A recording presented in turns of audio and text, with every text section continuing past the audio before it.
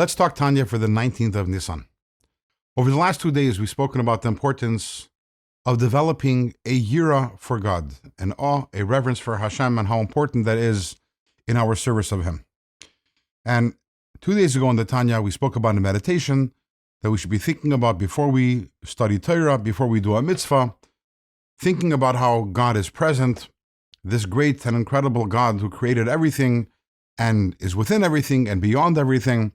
And He is over here together with me, watching me, hoping, expecting, relying on me to do the mitzvah. And this is supposed to cause us to have that feeling of yira, that feeling of awe and respect and reverence for God. But what if it doesn't? What if I contemplate and my heart is not responding? What then? So the Rebbe says, first of all, we mentioned yesterday that there's a separate mitzvah in the Torah of serving God, of being a servant of God. So if I contemplate God's greatness and ultimately this motivates me to do a mitzvah, even if I don't feel that feeling in the heart, so even if you're going to argue that I am not doing the mitzvah of yira, which is the mitzvah of reverence for God, it's still important because I'm still doing the mitzvah of avodah, the mitzvah of being a servant of God. That's number one. But then the Alter Rebbe proceeds to argue and say the truth is, even in such a case, that you're not feeling any awe and reverence in your heart, that still is considered yira, awe, and therefore is a fulfillment also of the mitzvah of yiras Hashem, of having awe for God. How is that?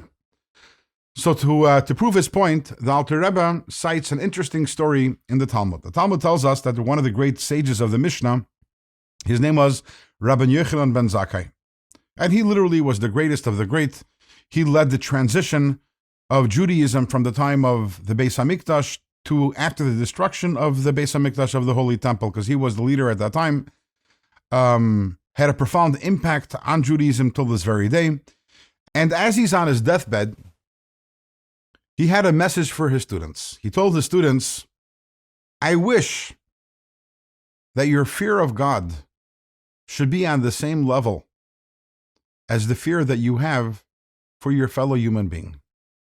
Now, the students were a little taken aback by that. They said, Rebbe, really? That's all? Our fear of God should only be on that level? He says, yeah, think about it for a second. When you want to do something which is inappropriate, what do you say to yourself? Shelo yir'ani adam. I don't want anyone to see me. But nevertheless, when we're alone in the room, we don't say, but God is watching me. So Rabbi Yochanan said, he says, I wish that at the very least you should have that same respect for God, which means not to do something inappropriate in His presence, as the respect you have and the yira that you have. That's the word that he uses, kimayra basar adam, the fear that you have for your fellow human being. Now, when I don't want to do something inappropriate in the presence of someone else, is that an awe? Is that a reverence? Not really. But because I know the person's watching me, I'm not going to do it. So if I have that same feeling about God, which is, I don't really feel the awe, I don't feel the reverence. But if I think to myself, God is watching me, and therefore I don't do it, so Rabbi Yochanan ben Zakai says, that is moira, that is yira, that is considered awe also. So even if I can't have that feeling in my heart, if I'm to think about the fact that God is present, and that thought is what stops me from doing something which God does want me to do, that also qualifies as yira, that qualifies as awe and reverence for God. However, all that alone is not enough. Yira alone is not enough. As we mentioned, yira, awe, is one wing. But a bird can't fly with one wing. A mitzvah can't fly with one wing also. We also need to have ava, love, or to put it in somewhat different words, it's not enough for me to be a servant of God. I also need to be God's child. And why is that? Because when I serve God with awe, it's about Him, but it's not about me. And the ideal service of God is that it's about Him and also about me. I'm doing it for Him, but it's something that I also am excited and passionate about also. I am a holy person because I want to do it also. What kind of love for God do I need to have? Are there any specifications in terms of this love?